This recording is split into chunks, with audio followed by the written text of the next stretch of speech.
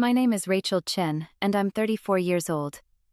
2 weeks after my father died, I sat in a lawyer's office and watched my older brother's face change as he learned he wasn't inheriting anything. Not the family business I'd helped build for 10 years. Not the house our father had paid off over 30 years. Not the investments. Not the savings. Not any of it. Just $50,000 from a separate account. And that was it. My brother Marcus had spent our entire lives assuming he'd coast on our father's success, without ever actually contributing to it. And when Dad died suddenly at 62, Marcus showed up to the funeral acting like he owned the place, already making plans to sell everything and cash out. What Marcus didn't know was that 6 months before Dad died, he'd called me to his hospital room and told me he was changing everything, setting up an irrevocable trust that gave me control of the entire estate, because he'd watched Marcus blow through 2 inheritances from our grandparents, and he'd decided his life's work wasn't going to fund Marcus's next failed venture. This is the story of what happened when my brother realized he wasn't entitled to what he'd never earned. Let me tell you about growing up as the daughter of an immigrant who built everything from nothing and expected his children to understand the value of that. My father, Thomas Chen, came to the United States from Taiwan in 1985, when he was 22 years old, with a mechanical engineering degree, $300 in cash, and enough English to get by, but not enough to impress anyone. He worked as a draftsman for 3 years, saved every dollar he didn't absolutely need to survive, and in 1988, he started Chen & Associates, a consulting firm that helped manufacturing companies optimize their production processes. He worked 18-hour days, 7 days a week for the first 5 years, lived in a studio apartment with 2 roommates, drove a car that broke down every other month, and missed every social event and family gathering because he was building something that would last. By the time I was born in 1990, the company was stable enough that he could afford a small house in a decent neighborhood, and my mother could quit her job at the restaurant where she'd been working nights. By the time my brother Marcus was born in 1987, Dad was still in the early grinding phase, which meant Marcus's first memories of our father were probably of a man who was never home, always working, always stressed about money and contracts, and whether the business would survive another quarter. I absorbed my father's work ethic like it was genetic. When I was 8 years old, I'd go to the office with him on Saturdays and sit at an empty desk doing homework while he worked through his backlog. And I loved it, because it meant I got to spend time with him, and because I was fascinated by the way he could look at a production line diagram and immediately see what was inefficient and how to fix it. When I was in high school, I started interning at the company during summers, filing paperwork and organizing client data, and learning the business from the ground up. I went to college for business management because I wanted to understand the financial side of what Dad had built, and when I graduated at 22, I asked him if there was a place for me at Chen & Associates. He said yes, but made it clear I'd start at the bottom like everyone else. And I did, working as a junior analyst making $40,000 a year, while my friends from college were taking jobs at big firms for twice that.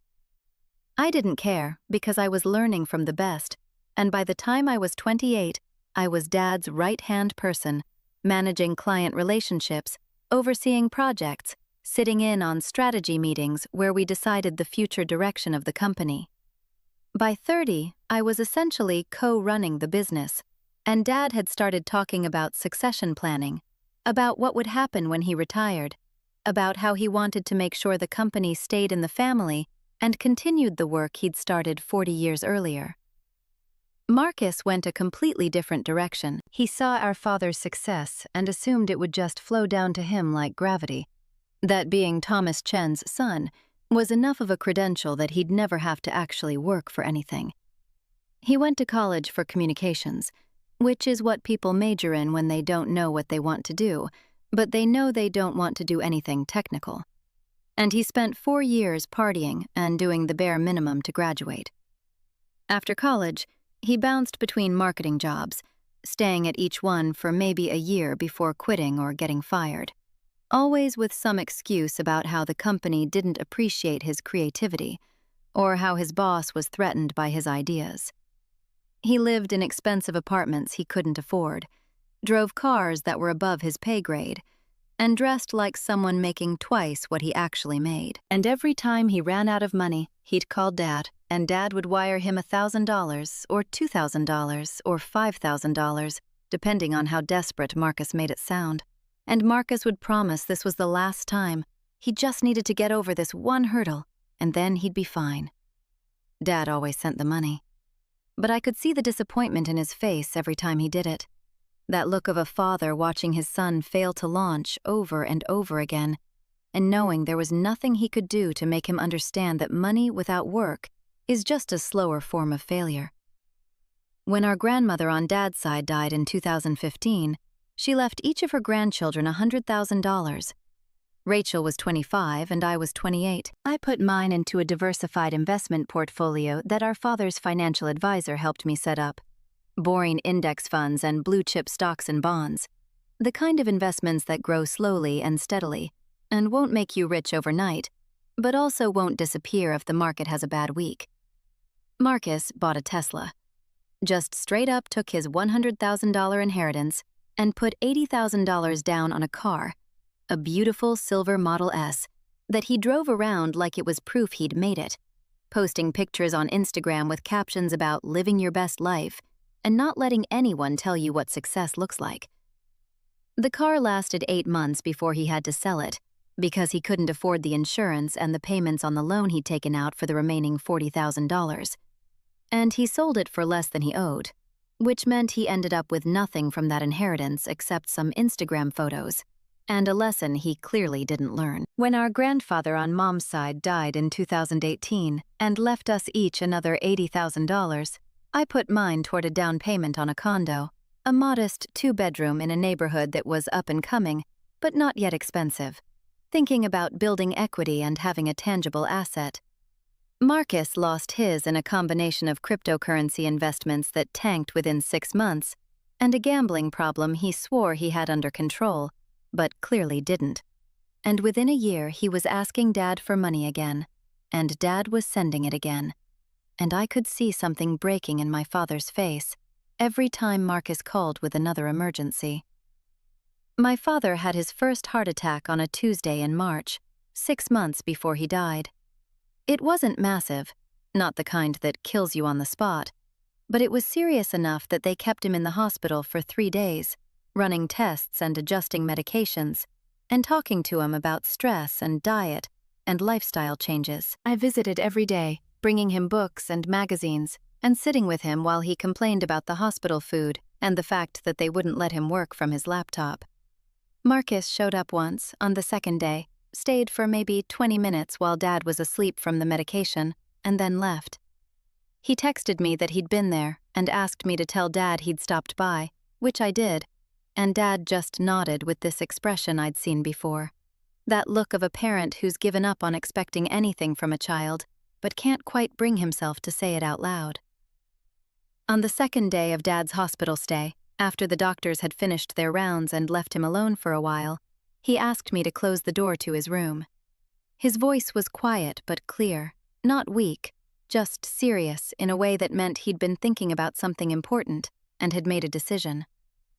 "Rachel, I need to talk to you about what happens to the business when I'm gone." I told him he was going to be fine, that this was just a warning sign and he'd recover, and we'd have years to figure out succession planning, but he shook his head. "I'm 62 years old and I just had a heart attack. I need to plan for the reality that I might not have as much time as I think I do. I've been talking to Margaret Lynn and we're setting up an irrevocable trust." He explained it carefully, watching my face to make sure I understood. Everything would go into the trust, the business, the house, his investment accounts, his savings, all of it. I would be named as the sole trustee with full control, and I would inherit the business outright, with the stipulation that I continue running it or sell it to someone who would. Marcus would receive $50,000 from a separate account that wasn't part of the trust, and that was it, nothing else. I asked him if he was sure, if he'd thought about how Marcus would react. if he understood that this would probably destroy whatever relationship Marcus and I had left. Dad nodded slowly. I've thought about it for a long time. I watched him blow through $100,000 from his grandmother on a car. I watched him lose $80,000 from his grandfather on bad investments and worse decisions. I've given him probably another $200,000 over the years in loans he never paid back. At some point, I have to accept that giving him money doesn't help him. It just enables him to avoid taking responsibility for his own life. I spent 40 years building Chen and Associates, and I'm not going to let him destroy it in 40 months because he thinks he's entitled to cash out everything I worked for. I asked him why he was telling me this now. Why not wait until he was feeling better? Why not discuss it with Marcus first? And he said, because if something happens to me tomorrow, I need you to know that this was my decision, made while I was completely of sound mind. And I need you to not feel guilty about it. You earned this. You showed up. You put in the work. You care about the business and what it represents. Marcus has shown me over and over again that he doesn't care about anything except what he can extract from it. I love him because he's my son, but love doesn't mean I have to pretend he's someone he's not. The trust was finalized 3 weeks later. Margaret Lynn handled everything, made sure all the documentation was thorough and legally sound, had 2 doctors verify that Dad was of sound mind and not under duress, created a paper trail that would hold up against any challenge. Dad signed it in Margaret's office with me as a witness, and then he took me to lunch and told me he felt lighter than he had in years, like he'd finally done something he should have done a long time ago. We talked about the business, about where we wanted to take it in the next 5 years, about potential new clients and markets we could expand into, about how he was going to start delegating more so he could actually retire in a few years and travel with my mother the way they'd always planned. He seemed genuinely excited about the future, more relaxed than I'd seen him since before the heart attack. And when we hugged goodbye in the parking lot, he told me he was proud of me and that I was going to do great things with the company. 6 months later, I got a phone call at 11:15 on a Wednesday night. It was Sarah, Dad's executive assistant, and her voice was shaking so badly I could barely understand her. "Rachel, I'm so sorry. I'm at the hospital. Your father..." He collapsed at his desk around 9. They tried to revive him, but I'm so sorry. He didn't make it. I drove to the hospital in a daze, the kind of shocked numbness where you're functioning on autopilot, but not really processing what's happening. By the time I got there, Dad was already gone. His body moved to some room I wasn't allowed to see yet, and a doctor with kind eyes was telling me it had been a massive heart attack. Instant. He wouldn't have suffered. There was nothing anyone could have done. I called Marcus from the hospital parking lot at midnight and told him, and he sounded genuinely shocked, asking if I was okay, saying he'd be on the first flight out in the morning, asking what he needed to do. And for a moment I thought maybe this would change things. Maybe grief would make him grow up and step up and be the brother I'd needed him to be for the past 30 years. The funeral was on a Saturday, 5 days after Dad died, at a church we didn't really attend, but that Mom had insisted on because it felt like the proper thing to do. Marcus showed up wearing a suit I'd never seen before, black and well-tailored and definitely expensive. And I wondered if he'd bought it specifically for the funeral, or if he'd already owned it for some job interview or event he'd never mentioned. He hugged me for a long time, longer than we'd hugged in probably a decade. And he was crying real tears. The kind that surprised me because Marcus had always been good at performing emotion, but not usually good at actually feeling it. He gave a eulogy that made people cry, talking about Dad's work ethic and his dedication to family, and how he'd taught Marcus the importance of building something meaningful, which was rich coming from someone who'd spent his entire adult life avoiding building anything at all. But I kept my mouth shut because this was a funeral, and you don't call out your brother's hypocrisy while your father's casket is 6 feet away. After the service, at the reception at my mother's house, Marcus started talking to me about logistics. He was standing in Dad's study, the room where Dad had spent countless hours working on client proposals and financial projections. And Marcus was looking around like he was already mentally cataloging what could be sold. "We need to talk about next steps," he said, using that tone people use when they want to sound businesslike and in control. "The house, the business, the accounts. We should meet with the estate lawyer next week and figure out how to handle everything. I've been thinking we should probably sell the business. I know Dad loved it, but realistically, neither of us wants to run a consulting firm long term, and it's probably worth a decent amount to the right buyer. We could liquidate, split everything down the middle, and both start fresh." I looked at him standing in our father's study, in a suit he'd probably bought with money he didn't have, making plans for assets he didn't own, and I didn't correct him. "Not yet. I just said we'd talk about it after we met with the lawyer, and he nodded like I'd agreed with him, like we were on the same page about dividing up everything Dad had built." The meeting with Margaret Lynn was scheduled for 2 weeks after the funeral, which gave Marcus plenty of time to make plans and assumptions, and probably start looking at real estate in whatever city he wanted to move to with his half of the money. He texted me 3 times during those 2 weeks, with ideas about how to value the business, suggestions for estate sale companies that could handle selling the house contents, questions about Dad's investment portfolio, and whether I knew the total value. I kept my responses vague, just saying we'd go over everything with the lawyer, letting him build his fantasy of a big payout while I braced myself for what was about to happen. The day of the meeting, Marcus showed up 15 minutes early, which was maybe the first time in his life he'd been early for anything, wearing another expensive suit and carrying a leather portfolio folder, like he was about to close a business deal. We sat across from Margaret in her office, the same office where Dad had signed the trust documents 6 months earlier, and she was professional and calm, in that way lawyers are when they're about to deliver news they know will cause a reaction. She had the will printed out, the trust documents organized in a binder, and several other papers I didn't immediately recognize. She started by offering condolences, saying she'd worked with Dad for 15 years and had enormous respect for him.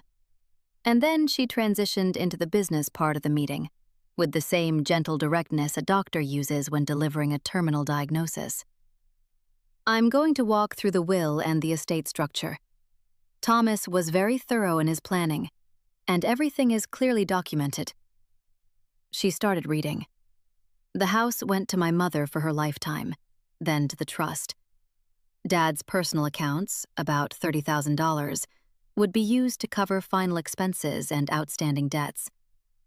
And then she got to the main part, the part I'd been dreading.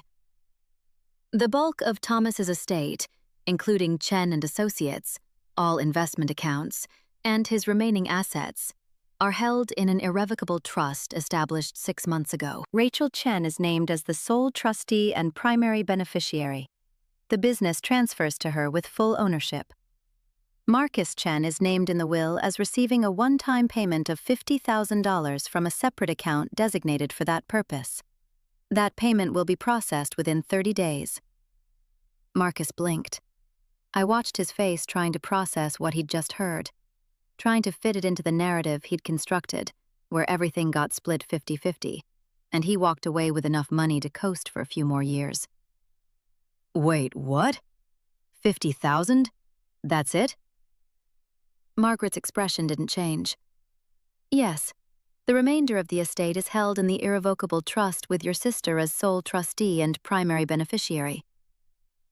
Marcus turned to look at me, his face shifting from confused to angry in the time it took him to fully understand what was happening.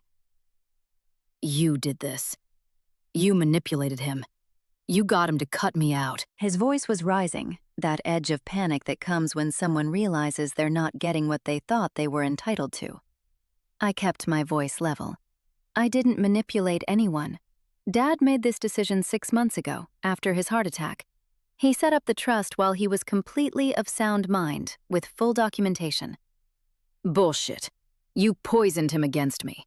You spent years working at that company, making yourself indispensable, turning him against his own son. He watched you blow through 2 inheritances, Marcus. He watched you lose hundreds of thousands of dollars on bad decisions and then come back asking for more. He made his own choice about what to do with what he built. Marcus stood up, his chair scraping against the floor, pointing at me like I was the problem. This is theft. You stole my inheritance. Margaret's voice cut through, calm and firm. Mr. Chen, I need to be very clear about something. This is not theft. Your father created an irrevocable trust 6 months before his death. I have documentation from 2 independent physicians confirming he was of sound mind. I have multiple witnesses to the signing. The trust was his decision, and irrevocable trusts are extremely difficult to contest under any circumstances. You received exactly what your father stipulated in his will. Marcus turned back to her. I'll sue. I'll fight this. You can certainly consult with an attorney, but I need to set realistic expectations. Irrevocable trusts exist specifically to prevent this kind of challenge. The assets in the trust are not considered part of the probate estate. Your father had every legal right to structure his estate this way, and he did so with thorough documentation of his intent. You would be spending money on legal fees for a case that has virtually no chance of success. Marcus stared at her for a long moment, and I could see him doing the math, calculating whether he could afford to fight this, whether any lawyer would even take the case, whether there was any path to getting what he thought he deserved. Then he looked at me one more time, his face a mix of anger and something that might have been genuine hurt. I can't believe you'd do this to family. I wanted to tell him that I hadn't done anything except show up and work hard for 10 years while he treated our father like an ATM. I wanted to tell him that the irony of him lecturing me about family was almost funny given that he'd barely visited Dad in the hospital and had showed up to the funeral in a new suit probably bought on a credit card he couldn't pay off. But I didn't say any of that. I just said, Dad made his choice. I'm sorry you don't like it. He grabbed his portfolio folder and walked out without another word, the door closing with a hard click that wasn't quite a slam, but was close enough to make the point. The next 3 months were exactly as ugly as I'd expected them to be. Marcus hired a lawyer, some guy who specialized in estate disputes, and apparently didn't mind taking cases with no real chance of winning, as long as the client could pay the retainer. They filed a challenge to the trust on grounds of undue influence, claiming I had manipulated Dad during a vulnerable time after his heart attack, that I'd isolated him from Marcus, and poisoned their relationship to secure the inheritance for myself. Margaret wasn't worried. She had the medical documentation, the witness statements, the timeline showing the trust was set up months before Dad died, and while he was in good health and clear mind. The case went nowhere, dismissed within 6 weeks, with the judge noting that irrevocable trusts created by competent grantors are not subject to challenge simply because the outcome disappointed an heir. Marcus tried another angle, reaching out to family members, telling them I'd stolen his inheritance, that I'd manipulated a dying man, that our father would have wanted things split equally if he'd been thinking clearly. Some relatives believed him, or at least pretended to, sending me concerned messages about whether I'd really thought through the implications of accepting the entire estate, suggesting that the fair thing to do would be to voluntarily split things with Marcus, regardless of what the legal documents said. I didn't engage with most of them, just sent polite responses saying this was Dad's decision and I was honoring his wishes. My mother stayed neutral in a way that felt like taking Marcus's side, never quite defending me, but also never quite saying I was wrong, just expressing sadness that the family was fighting and hoping we could all find peace somehow. Marcus went to social media, posting vague things about betrayal and family, and how money changes people. Not naming me directly, but making it obvious who he was talking about to anyone who knew our family situation. He framed it as a story about a greedy sibling who'd taken advantage of an elderly parent, conveniently leaving out the part where he'd squandered 2 inheritances and spent years treating Dad like a personal bank. A few people who didn't know the full story commented with supportive messages, telling him to stay strong, saying they couldn't believe someone would do that to their own brother. And I watched it all from a distance, not responding, not engaging, just letting him tell his version while I focused on actually running the business Dad had left me. Because that was the thing Marcus never understood. This wasn't about money or assets or inheritance. This was about a business that employed 18 people, served clients who depended on our expertise, represented 40 years of my father's work and reputation. I wasn't going to liquidate it for a payout. I was going to run it the way Dad had taught me to, with integrity and attention to quality, and a genuine commitment to helping clients solve their problems. In the 6 months after Dad died, I restructured some of the operations, brought in a new senior consultant to fill the gap Dad's death had created, and landed 2 major contracts that Dad had been negotiating before he passed. The business grew. Revenue was up 20% year over year. The employees appreciated the stability and the clear succession plan. The clients appreciated the continuity. Everything Dad had built continued to thrive because I understood that inheritance wasn't just about receiving assets. It was about having the capability and commitment to steward them properly. A year after Dad died, Marcus sent me an email. Not a long one, just a few lines. I know we're not speaking, but I wanted you to know I'm filing for bankruptcy. I've got about $80,000 in debt between the legal fees from the estate case and some other things, and I can't see a way out. I'm not asking for anything. Just thought you should know. I read it twice, trying to figure out if it was a genuine update or a passive-aggressive way of making me feel guilty. And ultimately, I decided it didn't matter. I sent back a short response. I'm sorry you're going through that. I hope things get better for you. I didn't offer money. I didn't offer to help. Because Dad had been right about one thing. Giving Marcus money didn't help him. It just enabled him to avoid the consequences of his decisions. And at some point, the kindest thing you can do for someone is let them experience the natural results of their choices. 2 years after Dad died, I got a text from Marcus on what would have been Dad's 65th birthday. I've been thinking about him a lot today. I know we don't talk, but I wanted to say I'm sorry for how I handled everything after he died. I was hurt and angry, and I took it out on you. I still think the trust was unfair, but I understand he made his own choice. I hope the business is doing well. I sat with that message for a few days before responding. Finally, I wrote back. Thank you for reaching out. The business is doing well. I think about him every day. I hope you're doing better than you were last year. We're not close now. We probably never will be. We exchange texts on birthdays and holidays, brief check-ins that are polite but distant. The kind of relationship you maintain with someone you're related to by biology, but not really by choice. He's working as a sales manager at some tech company, living in a smaller apartment than he used to, driving a used car instead of the luxury vehicles he used to favor. I heard through a cousin that he's been paying down his debt slowly and hasn't asked the family for money in over a year, which might be the longest stretch of financial independence he's managed since college.